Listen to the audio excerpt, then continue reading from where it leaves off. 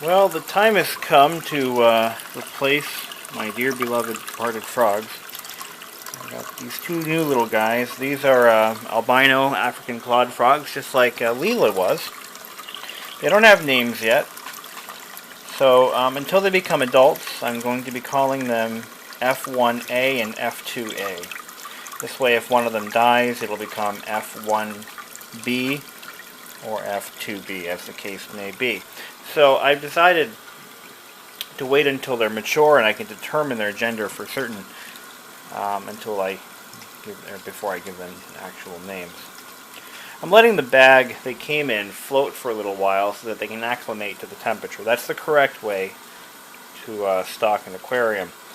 The aquarium has been established and has been continuously running for at least about a month and a half since my old buddy's since my previous 3 frogs passed away. So I never shut the tank down. Rather, I just kept it going. And this way everything stays alive. Any bacteria, beneficial bacteria, has been able to survive, and I don't have to re-establish the tank, so to speak. I picked up a new aquarium cover. I picked up this Aqueon to replace the old one that I had. I actually mistakenly cut too much of the back piece out, so I've created a nice way for them to escape, which I need to undo. So for this one, I've already measured out where my filter is going, and I've got to cut out this panel here, and I don't need to cut this out because the heater is submerged. Well, it's just about the end of mealtime over in Frogland. I picked up a couple of plants while I was out. A little 3-pack of small plants, that one, that one, and that one. And I'm feeding them bloodworms. See, when they're very young, you really shouldn't be feeding them staple food or the pelletized food. It's not a good way to get them to bulk up fast. You really want them to pretty much eat natural things. Bloodworms is one of their natural foods. Pellets are not. But look at me, he's just gobbling up those bloodworms. They must have pretty good vision. I can tell right off that they can see pretty well for frogs. I mean, albino frogs don't have good vision to begin with. But you can usually tell when they have depth perception. You know, when they actually aim for something and go right for it and get it. Leela, the one-eyed wonder, you know, she had a hard time. She really did. You know, she would try, and she would aim for something and overshoot it or come too short. It's kind of interesting to see how frogs deal with vision issues. So she found most of her food by taste or smell. So this one over here, this is going to be F2A until he or she reaches maturity. I can tell them apart by this one has little dots on its head. It looks like some kind of a birth defect. They didn't really find it until I already paid for them. So, but if they die, I'm sure I'll get my money back or a replacement for a reduced cost, one or the other.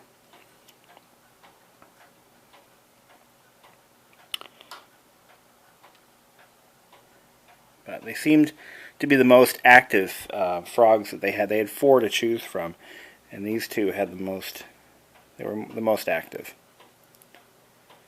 And once they grow up, they'll start to lose their red coloring. I mean, they are very red. That's blood, I believe, because their skin is very thin, and they're not fully formed. So, but look at that tiny little face. Oh, you didn't want that, huh?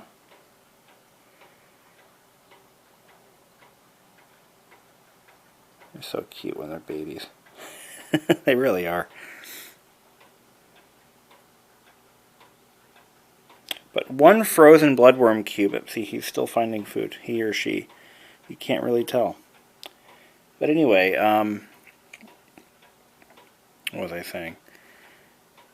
So anyway, you can see, oh wow, you know what, that's the filter doing that. You can see how it's struggling against the current. And I have the filter on its lowest setting, but I can't just shut it off. I thought about putting it on a timer, but it won't restart itself. I would have to prime it. Well, maybe not. Maybe not. I'll have to check that out. My last batch of frogs, they weren't clever enough. The only one that would do this, that would do the digging motion, trying to find food, was the male. And he would do it. The female wouldn't. She would wait until food floated past her face before she ate it, unless she was really hungry. Then she'd take it from the top. But from what I've read, female frogs tend to do that. Male frogs tend to be scavengers. The females aren't so much. Kind of true in humans too, when you think about it. I just made a sexist comment. Who's gonna call me on it first? But anyway, yeah, they seem to be doing pretty well so far, acclimating to their new surroundings. I changed out the housing, and I moved in the the hollowed out log. That was a favorite amongst Leela, Kermit, and what's her face, Nibbler. They loved that log until they grew out of it. They couldn't fit it in anymore, so I had to get something bigger. But they'll use it probably for about a year, maybe a year or so, before they fully grow out of it.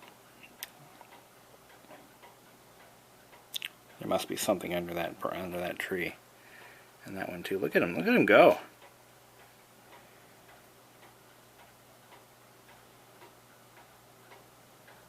I really should shut that filter down.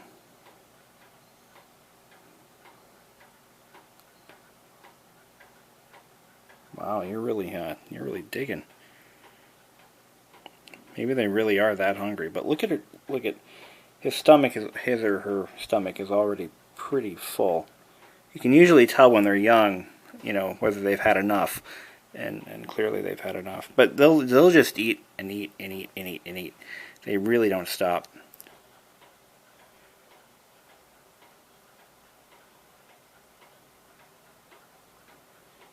This guy should probably get more food. Ooh, leave me alone, bitch. Yeah, this guy looks like he hasn't had enough. Maybe I'll throw another cube in there. I don't know when the last time they ate was. But I don't want this one to eat too much more. You don't want to be a glutton, little froggy. You'll wind up like Nibbler. Nibbler was enormous. Yeah, I should give him more food. This is how the bloodworms come. They're frozen into little cubes. You can also get them in a slab or a flat pack. But I like the cubes because they're already broken up, and you just drop them in hot water, dissolve them, and then you just take a pinch of them, throw them in the tank. It's gross, but you know, the things we do for our pets really define us as humans. This is what they eat. Feeding them anything else is just unnatural. But no, I feed them pellets. Starting, I'll probably start that in about 2 or 3 months, maybe, depending on how big they get. Once they get big enough to eat pellets, then I'll give them to them. But otherwise, it's really not benefiting anyone. So we're just going to drop these in. And then they're going to follow the current and scatter about. And the frogs will eventually dig them up and find them. And once they do, they become happy frogs. Well, at least well nourished. But once you put the food in the tank and the scent or the taste, gets into the water, then they'll find it. That's probably too much food, but we'll see. If they make it through the night, then I'll know I fed them enough. Sound fair? Yeah, I think so. Nice. We're working on day 2 with these little guys. I just fed them. I'm a little concerned about this one here. I see a lot of dark spots on his tummy and sides. I don't know if you can see that. I'm not so sure about his well-being, his or her. I keep saying that. So we'll see. We'll take it day by day. But I think this little guy might be sick, or just plain defective. One thing about frogs is they have a very, very high rate of birth defects. Anything from vision troubles to just plain malformations. But this one over here seems to have the same thing, just not at the same severity. If you look, there's a very prominent bulge right here. I'm not so sure this little guy is going to make it. I think he may be very sick. That just doesn't look normal. I mean, he's vibrant right now, but God only knows how long that's going to last. So, we'll see what happens. But that does not look normal. Which is why I haven't really given them names, because I don't want to get too attached, because, usually, when they're very young, if they're going to have any problems, it'll happen now. Yeah.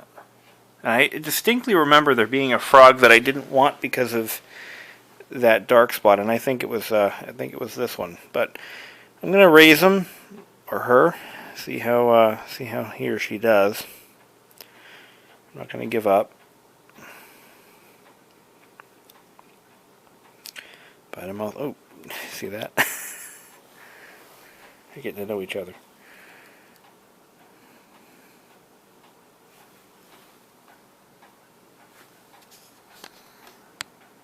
But I think I got a sick froggy. Or one with a very serious birth defect, at the very least.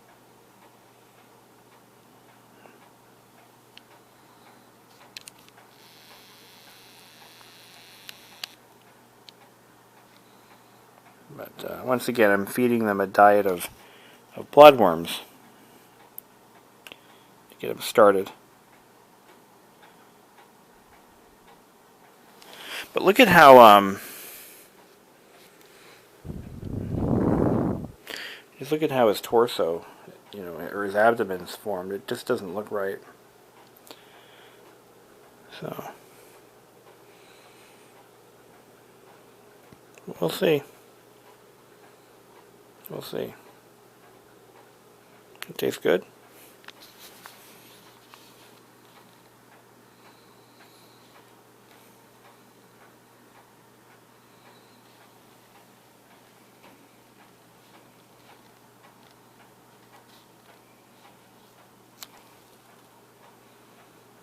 Very prominent on the right side, not so much on the left.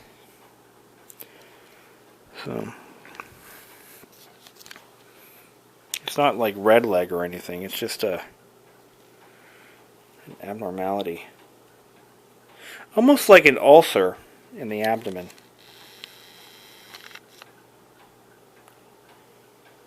It really concerns me. There's not much I can do about it. Either he'll die or he'll live. That's pretty much the long and short of it. But for $4, what do you want, That's all they cost. $4 a piece. And they might live, they might not. You don't know. You just don't know. Yeah. Well, I can still see a little bit of it on the left side, just not as severe.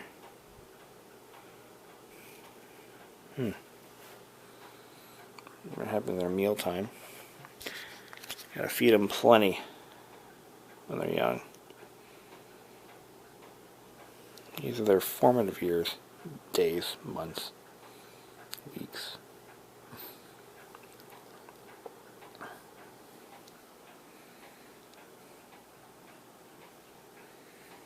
Ooh, look what I found. Yeah. You gonna chew all that? You know, I wonder if maybe he overate. And that's what's causing, you know, he probably, yeah, I think that might be it. I think this little guy overate at some point. And that's what happened. Would have been before I got him because I think that spot was there before. Damn.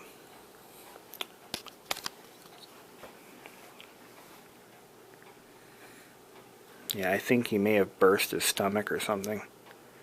That's what I think happened. Crap. Not much I can do about it now.